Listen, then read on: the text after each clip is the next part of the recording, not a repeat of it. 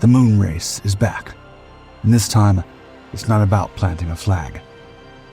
When Neil Armstrong landed on the lunar surface in 1969, the world read it as an arrival.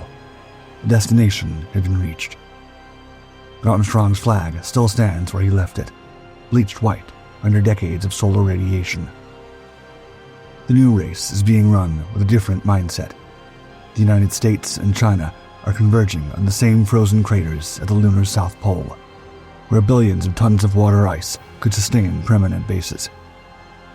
Neither country is going for the photograph, and on those same frozen craters, the pieces for the first extraplanetary conflict in human history are being set. Apollo went 6 times to the moon and came home. Gene Cernan climbed back into the lunar module in December 1972. The hatch sealed behind him, and the moon sat empty for the next 53 years. Apollo had just been visiting. This time, it's different. The question is no longer simply who gets there first. It's who builds the transport system, controls the communications web, and normalizes the rules, and who turns their way of operating into the default for everyone else. Empires on Earth have never been built on flags alone. They were forged by those who controlled the land and resources. The same logic may be about to leave the planet. This is not speculation anymore. NASA now says Artemis 3, targeted for 2027, is a low Earth orbit rendezvous and docking test involving Orion and one or both commercial landers. Artemis 4 is the mission NASA describes as humanity's return to the lunar surface. A crewed landing near the South Pole is targeted for early 2028. China, meanwhile, is still openly aiming to land astronauts on the moon before 2030. The timelines are so close together that it's hard to believe this might be a coincidence. The Long March 10 rocket, Mengzhu spacecraft, Lanyue lunar lander, lunar suits, and crewed rover are all moving through development and testing. The old Apollo race ended the moment one side crossed the finish line.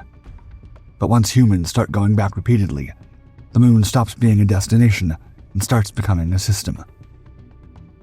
Someone will have to define safe behavior. Someone will have to coordinate traffic communications, landing sites, and resource activity. Someone will have to decide what counts as cooperation and what looks like exclusion. History offers a pattern for moments like this.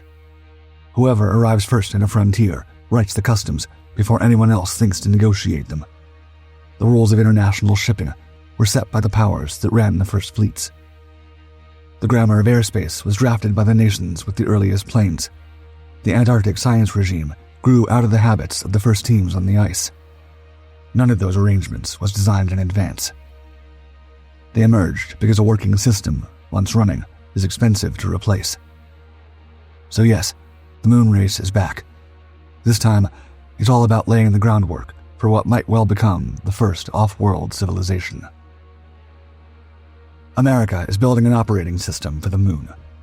Artemis is just the name on the box. Apollo was one tall stack of hardware, designed almost entirely in-house. NASA drew it, NASA wielded it, and when the last Saturn V cleared the tower, the program went into a warehouse. Artemis is the opposite kind of animal. NASA still owns the spine, the Space Launch System rocket, the Orion capsule, and the Gateway station, which it will help park in lunar orbit, but almost everything else has been outsourced. SpaceX is building one lander. Blue Origin is building another. Other companies are building the suits, the rovers, the cargo haulers, and the surface logistics. And the Artemis Accords sit on top of all of it. Artemis 3, once widely understood as the first return to the surface, is now officially framed as a 2027 low Earth orbit test of integrated operations between Orion and one or both commercial landers from SpaceX and Blue Origin. Artemis 4 is the mission NASA now presents as humanity's return to the lunar surface. 2 astronauts are descending near the lunar South Pole for roughly a week of work. They will be tasked with validating a complicated web of independent systems before committing them to the moon. That complexity is both the strength and weakness of the American model. NASA is trying to create an ecosystem that can outlast a single administration, a single contractor, or a single mission. The goal is sustained access, repeated operations, and the eventual normalization of lunar transport and surface activity. That's why the program is so entwined with private industry. If commercial providers can become routine partners in landers, cargo, surface systems, and communications, then the US will not just return to the moon. It will create a lunar economy that grows inside an American-led framework. But there is danger in that design. A system with many moving parts can slip anywhere. A delay in one lander, one launch system, one contractor, or one interface can ripple through everything else. In a normal engineering program, that is a management problem. In a geopolitical contest, it becomes something more. Then there's the alliance layer, which may be the most important part of all. NASA has presented the Artemis Accords as a principal framework for peaceful and sustainable exploration, including transparency, interoperability, emergency assistance, registration, scientific data sharing, and coordination to avoid harmful interference. On January 26, 2026, Oman became the 61st signature. Washington is building a club, and that comes with its own problems. But if enough states join early, America will be able to build the transport, build the coalition, build the market, build the legal grammar, and make it all feel normal before anyone else can install a rival system. If it works, the United States would help build the framework that other nations already depend on when they arrive. China is approaching the moon from a different angle, but it's still chasing the same prize. Where the American model is open, allied, and commercially braided together, the Chinese model is more methodical and state-directed. Each success is a rung carefully placed beneath the next. The Chang'e program is the clearest expression of that method. China has built experience in orbiting, landing, roving, and sample return, mission by mission. Its most dramatic recent accomplishment was Chang'e 6, which brought back 1,935.3 grams, around 4 pounds of material, from the moon's far side in 2024. The first mission in history to do so. That mattered scientifically, but it also mattered politically. It showed that China could execute difficult operations in terrain that no other country had yet turned into a successful return mission. That's the kind of achievement that changes how rivals think. Official Chinese sources say Chang'e 7 will target the lunar South Pole to investigate terrain and resources, while Chang'e 8 will work in the same region on scientific exploration and in-situ resource utilization experiments. These two missions are explicitly tied to the International Lunar Research Station, or ILRS, which Chinese officials describe as a scientific facility with components on the lunar surface and in orbit. The objective is a basic model in the South Polar region by 2035 and a larger extended model in the 2040s. China is not shooting for a flag on the moon or bragging rights as the second nation to reach the satellite. It's drafting an outline of a permanent foothold. China has repeatedly stated its aim to land astronauts on the moon before 2030. It plans to do this using the Long March 10 rocket, the Mengzhu crewed spacecraft, the Lanyue lunar lander, the moon landing spacesuit, and the crewed lunar rover. The way they plan to do this is leaner than it sounds. 2 Long March 10 rockets will launch in sequence. One will carry the crew inside Mengzhu, the other Lanyue. The 2 vehicles will meet in lunar orbit, dock, and 2 astronauts will ride the lander down to the surface. Recent official updates in 2025 and 26 reported continuing prototype tests and successful low-altitude and abort flight testing tied to the lunar program. It's a program that's moving from patriotic language into real engineering cadence at breakneck speeds. China's ILRS, much like the US effort, is a collaborative endeavor. As of April 2025, Chinese officials reported that 17 countries and international organizations, along with over 50 international research institutions, had joined the China-initiated station project. Beijing presents this as inclusive scientific cooperation. Strategically, it's also something else, an alternative center of gravity. A state that does not want to participate in a US-led lunar order can look at ILRS and see another doorway into the future. That's why China's moon program should not be framed as a secondary dash to catch up. It's a rival model of order building. Less commercial, more cumulative, but aimed at the same destination: build the infrastructure, define the partnerships, and make your system increasingly hard to avoid. The United States knows China is a true contender in this affair. It's racing a power that has spent years laying track toward the same frontier. From Earth, the moon looks like a barren rock. That illusion is part of what made it feel politically harmless for so long. But lunar strategy is not about the whole moon. It's about the parts that matter. Only a few places are especially useful, and once you determine what those places are, the moon stops being a dreamscape and starts becoming a map. And maps have borders. This tension sharpens at the South Pole. NASA's Artemis 4 mission is aimed at the South Polar region. Chinese planning for Chang'e 7 and Chang'e 8 is also centered there. The region is attractive because of its unusual combination of strategic advantages.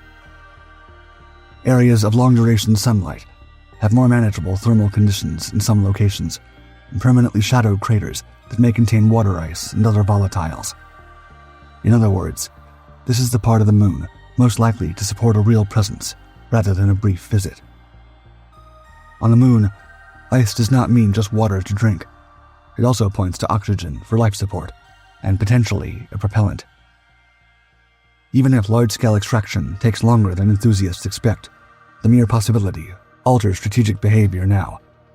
No serious power wants to arrive late to the only terrain that could support long-term habitation. Once states start imagining future value in a specific piece of ground, that ground becomes political long before it becomes profitable. That's why the South Pole might become humanity's first true off-world choke point. But if multiple actors cluster into the same region, proximity and conflict become unavoidable. What until recently was confined to the world of science fiction could soon become painfully real. And it will probably start like a misunderstanding. A damaged instrument, a disputed landing approach, a complaint that another state is operating too close to a sensitive site. Every new frontier starts as a romantic ideal, but ultimately it becomes a matter of bureaucracy. The paperwork phase for the moon is already underway, and this administrative battlefield may prove to be the site of the most intense conflicts.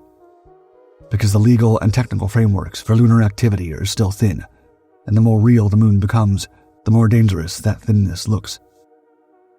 The Outer Space Treaty says no nation can appropriate the moon as sovereign territory, but that principle was written for an earlier age. It does not fully answer the questions created by repeated surface operations, resource extraction, dense communications traffic, and rival powers working near the same valuable sites. NASA's Artemis Accords are presented as a practical framework for peaceful and sustainable operations in space. This initiative attempts to bridge the existing regulatory gap by establishing principles such as transparency, interoperability, emergency assistance, the release of scientific data, and coordination to prevent harmful interference. Their most sensitive feature is the idea of safety zones, temporary coordination areas around activities, so operators can prevent accidents and interference. Supporters say this is just common sense in a hazardous environment. Critics worry that in practice, safety zones could harden into soft exclusion zones around valuable terrain. In a world where nobody can own land outright, operational control may start looking a lot like power anyway. Resources make the tension even sharper. If no one can own the moon, what exactly can they claim and extract if it's not theirs to own? Washington's position, reflected in the Artemis framework, is that extracting and using space resources can be consistent with the Outer Space Treaty. But even if that avoids formal sovereignty, it nudges the system toward practical use rights, the moment ice regolith or other materials start to matter economically or strategically. Arguments over what counts as ordinary use and what counts as appropriation will become much more intense. Rules that seem abstract now could suddenly decide who gets access and who gets boxed out. Then there's communication. In 2025, the International Telecommunications Union published a report stating that lunar missions will require efficient use of spectrum on the surface and in lunar orbit to support both short-term and long-term operations, scientific missions, and commercial services. CSIS also warned in 2025 that lunar spectrum governance is underdeveloped. The lack of robust frameworks creates the potential for interference and disruption. That might get explosive in practice. If crews, landers, rovers, and relays all depend on reliable communications, then whoever helps define the communications architecture helps define who can safely operate at all. That means the first real lunar conflicts might encompass disputes over coordination filings, frequencies, and operational priority. A communications outage in the wrong place could look like sabotage, and it can result in the loss of human life. In a place as hostile as the Moon, technical ambiguity quickly becomes political suspicion.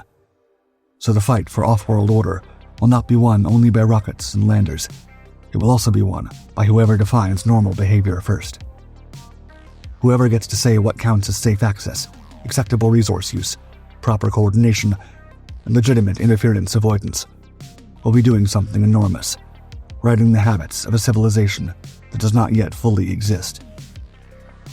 The South Pole in 2033 might be the prime environment for a lunar conflict to arrive. The scenario is easy to imagine. An unmanned Chinese rover, operating near the edge of a declared American safety zone, moves within 400 meters of a relay mast. American operators file a coordination complaint through the Artemis channel. The response is slow. The rover is technically operated by a partner state under the ILRS framework, and the dispute resolution channels between the two systems are still half-built. The next morning, the relay's uplink begins failing intermittently. Engineers in Houston cannot tell whether a component froze in shadow, whether regolith kicked up by the rover's passage has coated the antenna, or whether something else is interfering. 3 explanations, no proof. A decision is required in the next 8 hours. This is what conflict will look like on the Moon. Not astronauts with rifles, not boots kicked into visors. Ambiguity. Will they be armed? Not in the sense the word usually carries. The Outer Space Treaty prohibits weapons of mass destruction beyond Earth and restricts celestial bodies to peaceful purposes. No country has publicly announced plans to break that rule, but the weapons are already on the way in a different form. Every lander is a kinetic object with a published trajectory. Every rover has motors, arms, and sampling drills. Every communications array can broadcast on frequencies it was not designed to use. Every descent engine throws regolith at hypervelocity, and regolith will sandblast another crew's solar panels without asking permission. The hardware is dual use by nature. Peaceful becomes a question about intent, and intent is the hardest thing to prove from 250,000 miles away. 3 futures are plausible by 2035. The first is coexistence. Artemis and ILRS exchange coordinates ahead of landings because the alternative will cost lives. A few technical standards converge because physics forces them to. The rivalry stays intact. The cooperation stays narrow. It holds. The second is the block moon. 2 sets of rules, 2 communications networks that do not fully interoperate, 2 coalitions of partner states, most of which pick a side once and stop hedging. Crews from rival coalitions pass within kilometers of each other without contact, like merchant fleets from opposing empires crossing in the dark. The moon becomes the place where the next Cold War is rehearsed, and neither side can afford to blink, because blinking means ceding terrain that's literally unrenewable. The third is the one that keeps planners awake. Friction that develops into crisis and then war. When we look back from 2040, we will not talk about who landed first. We will talk about whose rules the rest of us agreed to live under once the dust settled.